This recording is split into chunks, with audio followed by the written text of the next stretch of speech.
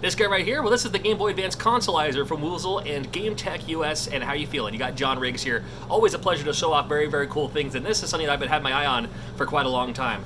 Now, Jason over at GameTech.us, the difference between his channel and my channel is he actually knows what he's doing. And I just pretend like I know what I'm doing and just fly by the seat of my pants, and if it works, it works, and if it doesn't, whatever. But he actually has some tech know-how to do something like this along with Woozle. This is the optimal way to play your Game Boy Advance games. Now you can go through the Game Boy Advance adapter thing for your GameCube and then go through that, which is all like RGB unless you have like an HDMI adapter or something like that. But this is all inclusive here, all encumbered. You got the HDMI there, there's your power out. One controller, and at first I was like, one controller, what? And I was like, oh, wait a minute, this is for Game Boy Advance.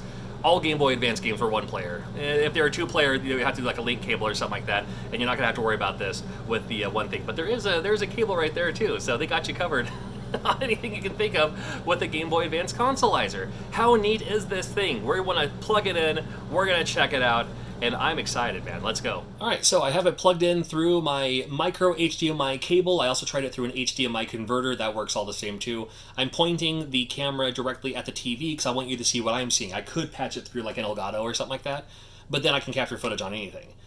So I wanted you to see what I'm seeing. Also keep in mind, as a huge, that happens a lot. On sometimes, some cables, some things, the TV blacks out like that. Trust me, it's annoying, but we're gonna rock through it anyway. So this is it. Now the cool thing is, I notice and a Mario game is a perfect game to note on this. Mario. I noticed no lag at all. As far as the controller pushes and everything like that, I don't notice any lag on that. I love it. So that's one of the beautiful things about working with actual hardware. The cool thing is too, you can see like the graphics there. You can, because it's zoomed in, you know. But if you hit down and select, you can go through and actually change some of the things. See how Mario is, has the pixels. You can smooth them out. You can actually smooth them out further if you want. Make it look like it's made out of crayon. Zoom in if you'd like. And I don't know why you'd like, but you could. Shaders, so if you want to make it look like, Game Boy Advance, you want to make it look like Nintendo DS, that's fine too. You can even do like scan lines if you're into scan lines. So some options for you to play with. So that's Super Mario World. You can even pop in another game too. It also, because of the nature of the Game Boy Advance, it does do imports. So I can even pop in an import game here. Although this game did come out in America. This is Fire Pro Wrestling, or the US team. Here's like, there's like Steve Austin, The Rock, American Badass, Undertaker, Triple H, Kane. Kind of cool. Got Chris Jericho in there.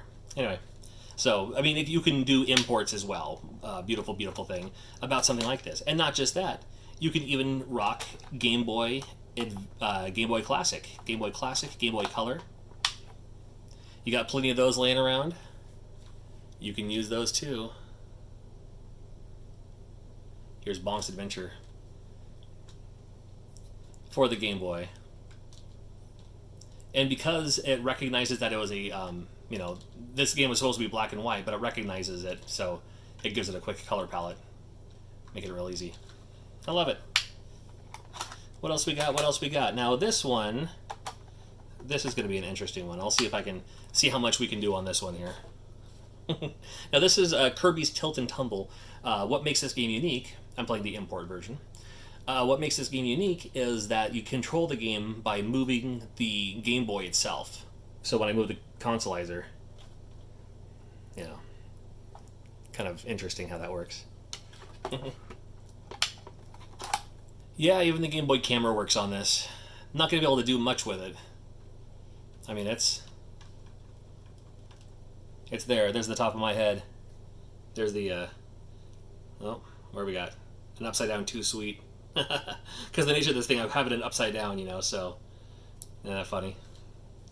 There's a sideways thumbs up. Where is it? There we